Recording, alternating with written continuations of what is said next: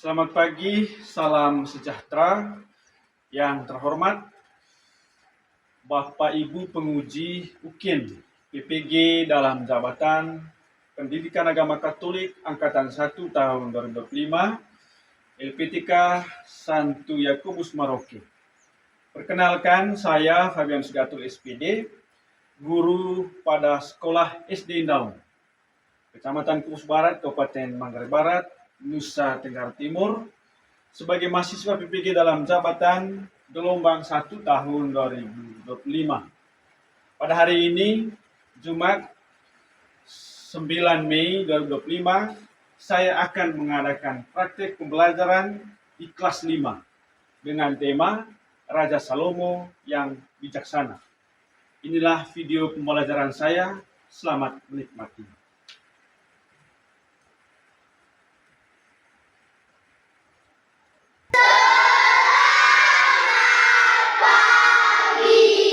Selamat pagi anak-anak. Selamat pagi, Pak. Apa kabarnya hari ini? Baik. Masih semangat? Masih. Berdiri, mana semangatnya? Pagi luar biasa. Oke, terima kasih. Baik anak-anakku sekalian, kita menerima pelajaran. Mari kita awali kegiatan kita dengan doa. Teman-teman, marilah kita siapkan hati untuk berdoa. Dalam Bapa, Putra, dan Roh Kudus. Amin. Salam Maria. Penuh rahmat, Tuhan sertamu. Terpujilah engkau di antara wanita. Terpujilah buah tubuhmu Yesus. Serta Maria Bunda Allah, tergolong kami berdosa dan amin. Kita beri tepuk tangan kepada Beatrice dulu. Apakah hari ini semuanya kita hadir? Hadir. Baik, kita berdiri kembali. Memulai pelajaran kita hari ini, ada sebuah ice breaking sebagai pembuka kegiatan ini. Tepuk Yesus.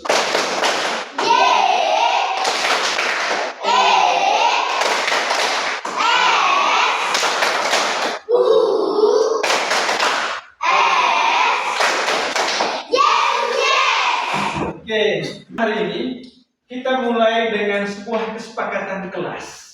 Kesepakatan kelas ini maksudnya yang harus kita lakukan saat pelajaran. Pertama di sini, jangan ribut saat pelajaran berlangsung. Ulangi lagi.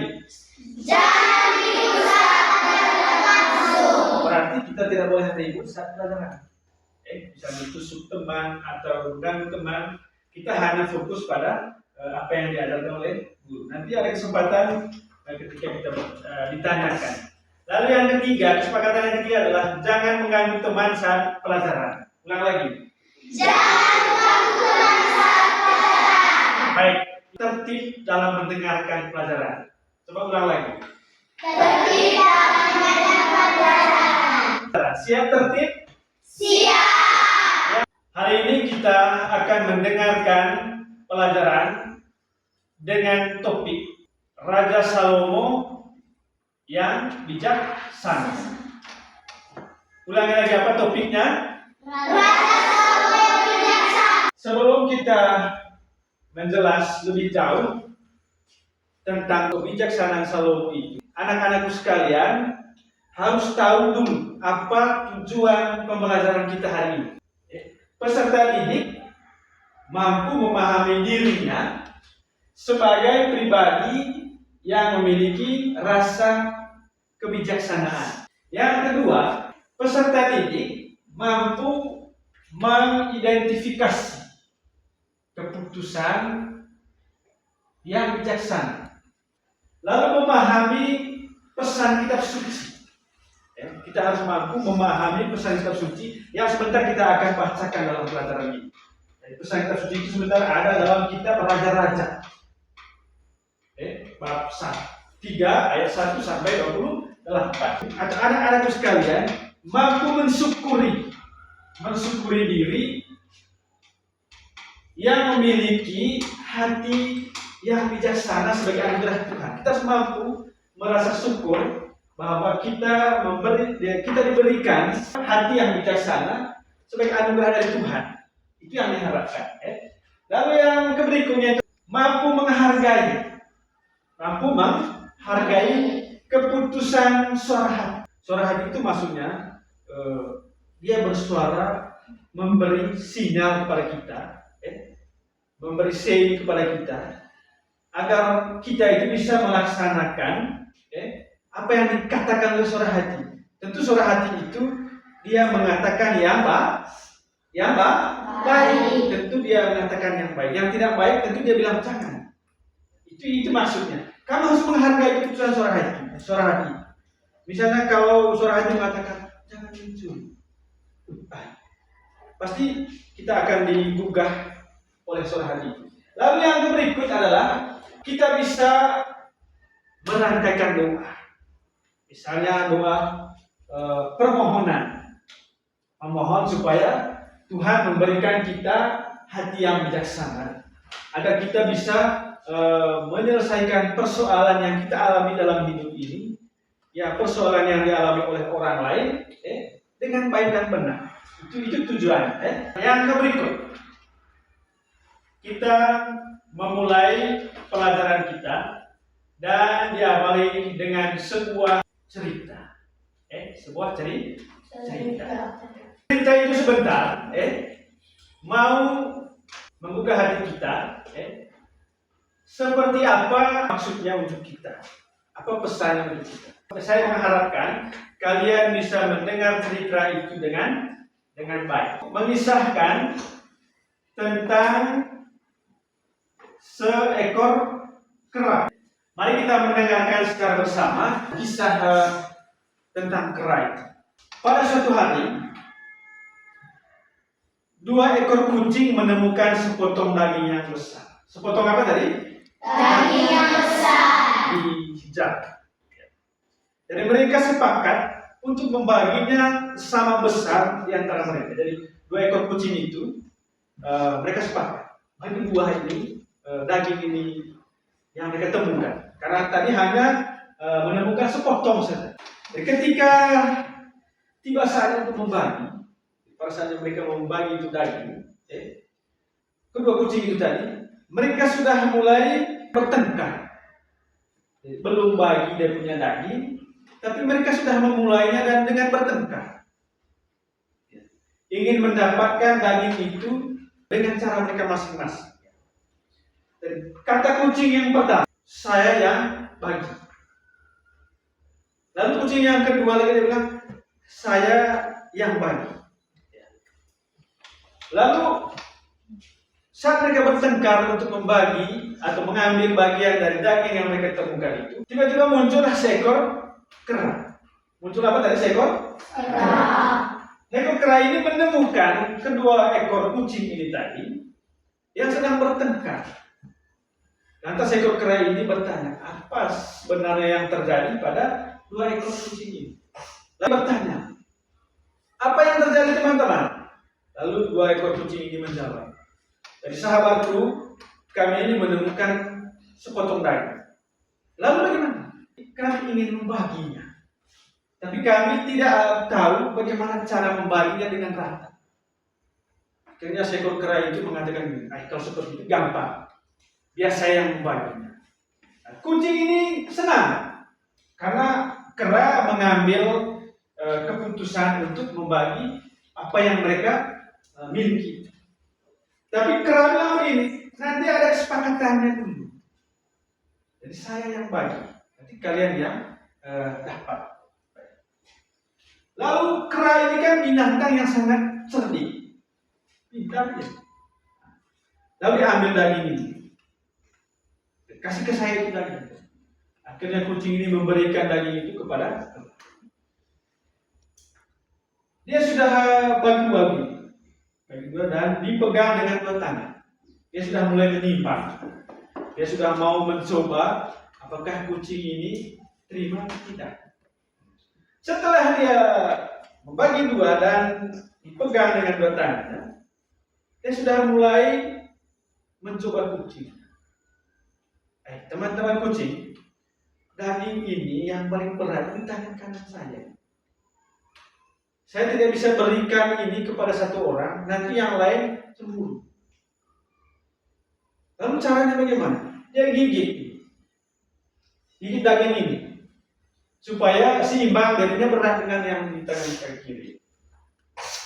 Tapi setelah dia gigit, karena dia menggigit secara besar-besar, lalu dia bilang, yang paling berat lagi di tangan kiri. Dia pindah.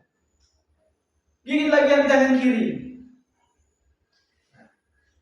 Sudah 2 potong yang dia gigit. Semakin berkurang sudah daging ini. Yang di bagian kanan ini berkurang, yang bagian kiri juga berkurang. Tadi yang dia gigit terakhir di sebagian kiri ini sudah berkurang lagi. Lalu dia ngomong lagi di kucing, ini lagi yang paling berat. Nanti saya tidak bisa berikan kepada kalian, nanti kalian berkelahi. Akhirnya dia gigit lagi. Setelah dia gigit besar-besar dan dia telan. Lalu pindah lagi yang beratnya di sebelah kiri sudah. Sebelah kiri lagi beratnya. Begitu terus. Diganti gigi. Nah, sampai pada akhirnya habis sudah salah satunya. Tinggal yang salah satunya di sisa yang di tangan bagian kanan. Sisa. Kucing ini dia sudah melumpuh, sudah tidak mengerti bagaimana sudah sementara yang terjadi. Akhirnya kera bilang ini, teman, daging ini sisa satu. Saya tidak bisa berikan kepada kamu, dan ini untuk saya. Untuk saya. Jadi sifat saya yang membagi. Tapi dia makan. Setelah dia makan, dia pergi dengan kucing ini. Mereka kebingungan. Apa yang mereka dapat? Tidak ada. Kenapa mereka tidak dapat apa-apa? Karena mereka bodoh. Kera yang tadi pergi itu dia kenyang. Itu kisahnya. Sehingga jadi timbul pertanyaan, kesulitan apa yang dialami oleh kedua ekor kucing dalam cerita tadi? Apa kesulitan dari 2 ekor kucing tadi? Tidak dapat membagi. Tidak dapat membagi. Ya, menurut Mika dan Titin tidak bisa membagi sama rata. Tepuk tangan untuk 2 orang. Lalu apa lagi kesulitan mereka? Tidak tahu cara membagi. Tidak tahu cara membagi. Yang kedua, apakah keputusan yang dibuat oleh si kera tadi dalam cerita adil dan bijaksana? Tidak. Tentu tidak. Sangat mengecewakan, sangat merugikan orang lain. Bahwa tadi kucing sangat lapar, tapi dengan keputusan kera itu sangat kecewa lagi yang dialami oleh kedua kucing. Sangat-sangat tidak bijaksana. Ya. Ada tidak di tengah-tengah masyarakat yang kalian temukan keputusan yang semirip dengan kera? Ada. Jadi kadang mungkin karena kita tidak paham, tapi ada keputusan seperti itu yang dilakukan oleh orang-orang atau manusia di tengah-tengah masyarakat yang kita alami. Melakukan hal-hal yang tidak bijaksana. Baik. Jadi anak-anak sekalian, jadi itu tadi cerita tentang seekor kera yang menggambarkan tentang kebijaksanaan hati. Ya.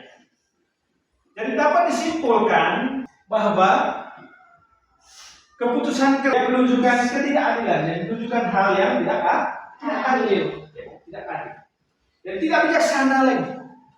Dia tidak bisa membuat orang lain bahagia, dan dia licik, merugikan orang lain, merugikan 2 ekor kucing tadi. Lalu keputusan itu juga sangat menguntungkan diri sendiri. Hal yang sama juga kita mungkin sering jumpai dalam masyarakat. Mungkin kita temui dalam masyarakat hal yang sama seperti dalam kisah tadi. Masyarakat kecil sering dirugikan oleh keputusan orang yang lebih pandai, yang juga mengambil keputusan yang serupa dalam cerita tadi itu, yang merugikan masyarakat kecil. Ya. Lalu yang terjadi adalah yang lebih pandai, dia berkuasa dan dia semakin kaya. Lalu oleh karena itu pasti kita sangat membutuhkan pemimpin-pemimpin yang masih mempunyai hati untuk masyarakat. Kita sangat membutuhkan orang-orang yang memimpin dalam masyarakat itu untuk mengambil keputusan yang bijak dalam menyelesaikan perkara. Lalu sebentar kita akan temui bagaimana kisah Salomo. Kita akan temui dalam bagaimana kisah Salomo yang bijaksana dalam menyelesaikan persoalan. Baik, kita berdiri dulu sebelum kita mendengarkan. Kita tepuk Yesus lagi dan Yesus. Tepuk Yesus.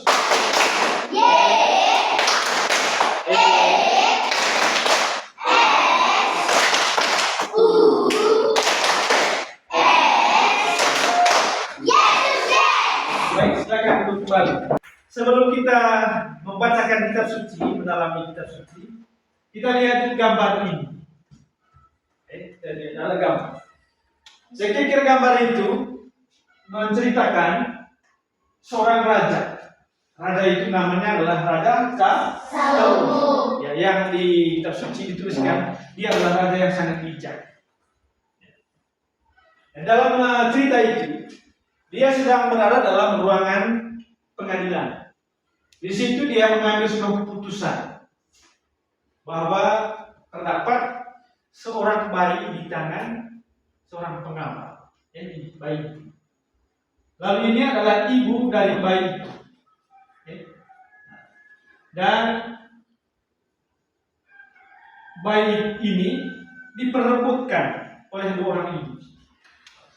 Ini Salomo ini dia mengambil keputusan perkara dari dua orang ibu ini dan dia nanti yang menyelesaikan. Mari kita dalami kisah yang dalam gambar ini dengan cerita kitab suci berikut ini. Kisah kitab suci ini berbicara tentang kebijaksanaan Salomo. Kebijaksanaan Salomo. Kitab suci, baca kitab suci ini kita akan lihat dalam teks 1 Raja-Raja. Nanti kalau di rumah sebentar ada kitab suci, lihat kembali apa yang saya bacakan ini. Teks kitab 1 Raja-Raja bab 3 ayat 1 sampai 28. Ceritanya begini. Setelah Daud meninggal, anaknya Salomo menduduki tahta kerajaan Israel. Daud itu adalah ayah dari Salomo. Setelah ayahnya Daud meninggal, Salomo lah yang menduduki tahta kerajaan Israel. Salomo mengasihi dan setia kepada Tuhan. Dan dia menuruti nasihat-nasihat ayahnya. Itu Salomo. Dia setia kepada Tuhan, rajin berdoa, membantu orang lain, dan juga setia kepada orang tua atau ayah. Suatu malam di Gibeon, Tuhan menampakkan diri kepada Salomo dalam mimpi. Tuhan Allah menampakkan diri kepada Salomo dalam mimpi. Lalu sabda Tuhan kepada Salomo, mintalah apa yang engkau kehendaki. Apa yang Tuhan katakan? Mintalah apa yang engkau kehendaki.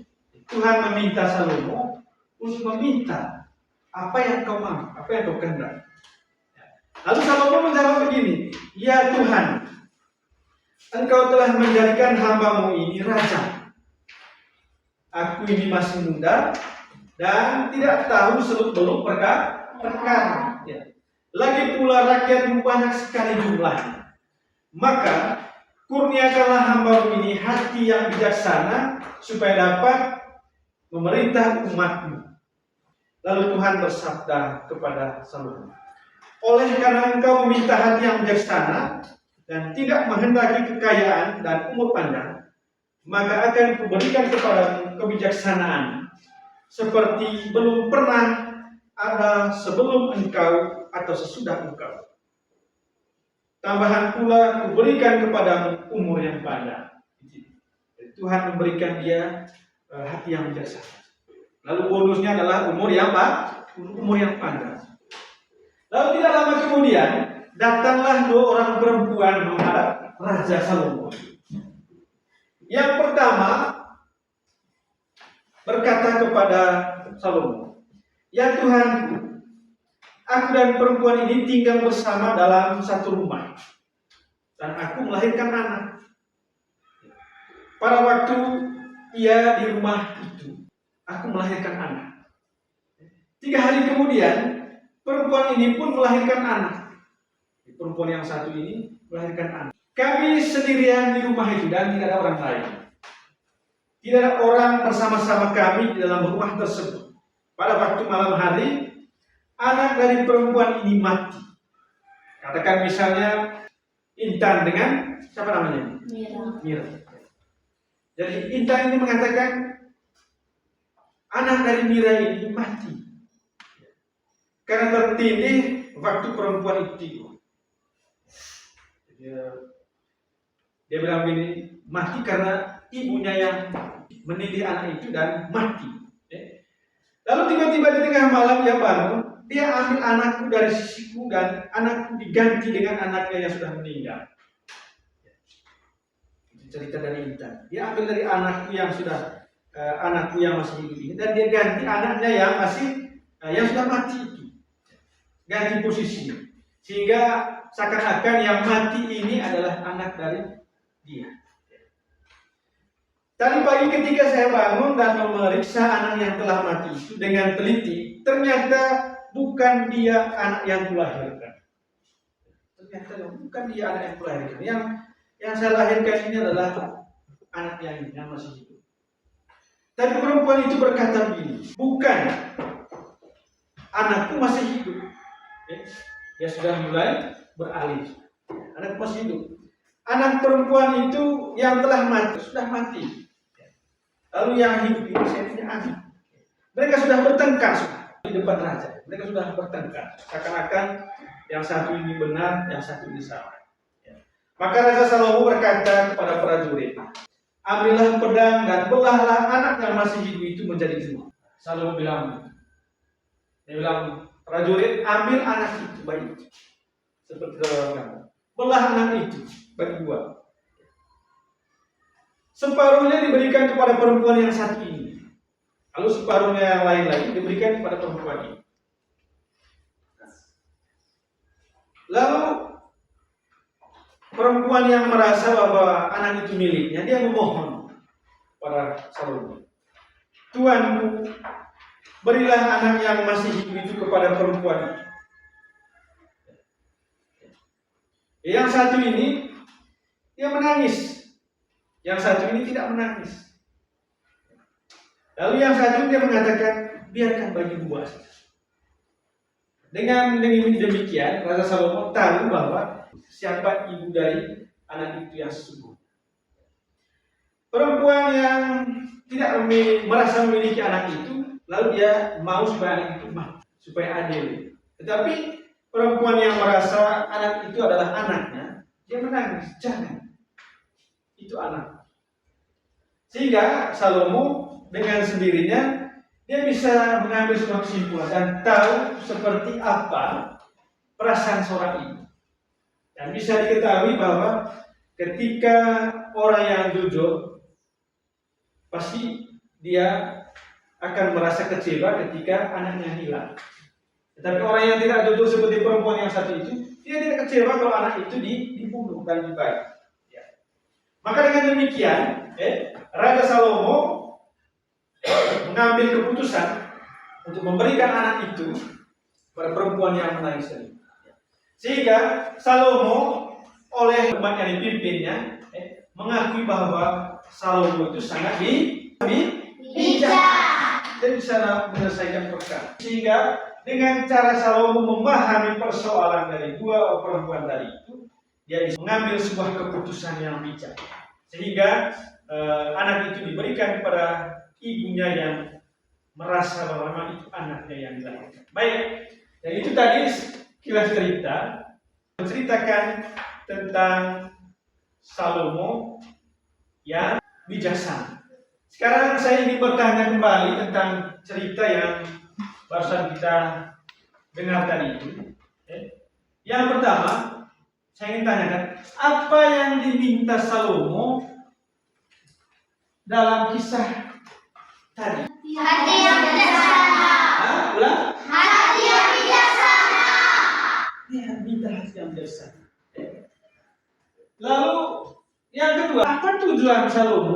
meminta hati yang bijaksana kepada Tuhan. Dia tidak meminta yang lain. Mampu menyelesaikan perkara. Tujuannya adalah yang pertama, seperti yang kalian sebutkan itu, supaya dia mampu menyelesaikan perkara. Tepuk tangan. Ya, supaya dia mampu menyelesaikan persoalan yang dialami oleh masyarakat. Lalu, apakah keputusan Salomo itu bijaksana? Ya.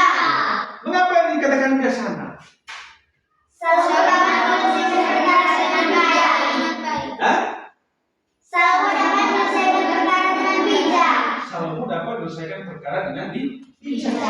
Ya, baik, terima kasih. Kesimpulan bahwa Raja Salomo meminta kepada Tuhan hati yang bijaksana. Tentu seperti yang kalian sudah jawab tadi, bahwa tidak ada lain-lain yang diminta oleh Salomo, hanya hati yang bijaksana. Tidak minta yang lain. Tapi karena Tuhan tahu bahwa dia orang yang baik, setia kepada Tuhan, bonusnya tadi adalah umur yang panjang. Diberi umur yang panjang. Salomo menyadari bahwa ia masih muda. Itu yang pertama, dia masih muda. Dia merasa bahwa tidak mampu untuk menyelesaikan perkara. Karena dia tidak mampu menyelesaikan perkara itu, makanya dia minta Tuhan untuk memberikan hati yang bijaksana agar dia dapat menyelesaikan perkara rakyat. Maka ia tidak meminta kemuliaan dan kekayaan. Raja bijaksana itu akan dicintai dan dihormati oleh rakyatnya. Karena dicintai oleh rakyatnya, maka keadilan pun akan diperoleh apabila keluhan orang didengar dengan hati. Melakukan sesuatu dengan baik, dengan bijak, dengan bijaksana, maka keluhan orang lain akan didengar dengan baik. Dalam kisah tadi itu, Raja Salomo langsung tahu siapa pemilik anak yang masih hidup. Dia tahu. Karena ibu yang sesungguhnya tidak akan sampai hati membiarkan anaknya dibunuh. Maka keputusan Salomo dinilai adil. Jadi, tahu dari sifat perempuan tadi yang pertama, yang satu menangis, yang satunya tidak menangis, dan dia yang mengharapkan supaya anak itu dibagi dua.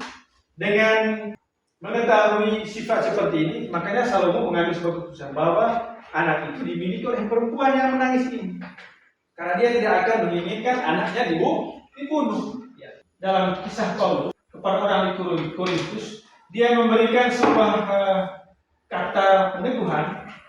Hukum tertulis itu mematikan, tetapi roh menghidupkan. Dalam tulisan Paulus.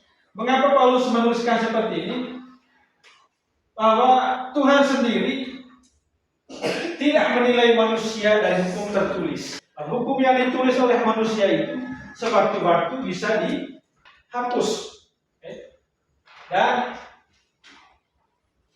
tidak akan kekal sifatnya. Sehingga yang menurut Paulus dalam tulisannya, hukum yang tertulis itu mematikan, dan roh akan dapat menghidupkan. Roh itu membawa kebijaksanaan, roh bekerja dalam hati manusia.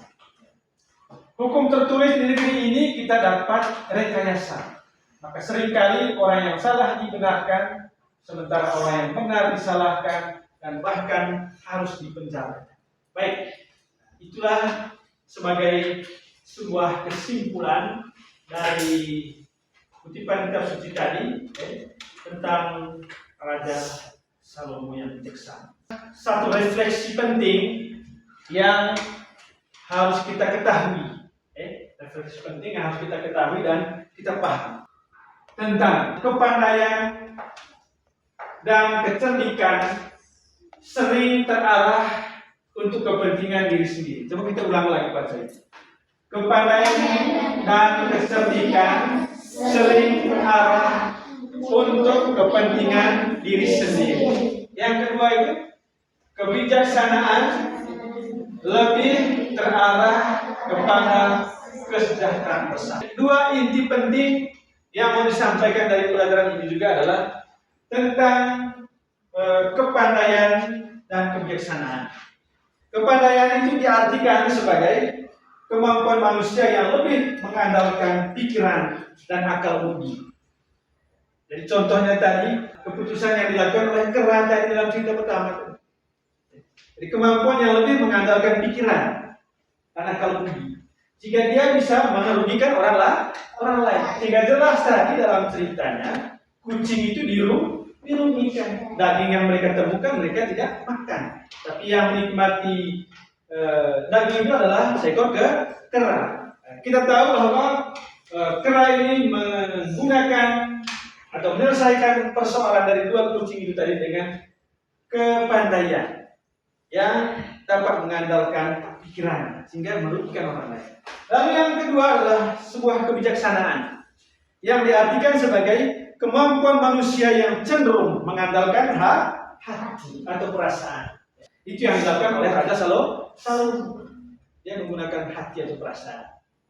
Sehingga perkara yang diselesaikan oleh Salomo dapat terselesai dengan baik. Anak-anakku sekalian, pelajaran hari ini cukup sekian saja. Maka marilah kita menutup pelajaran ini dengan doa. Teman-teman, kita siapkan hati untuk berdoa. Salamnya. Rahmat sertamu tercurah pada pemerintah dan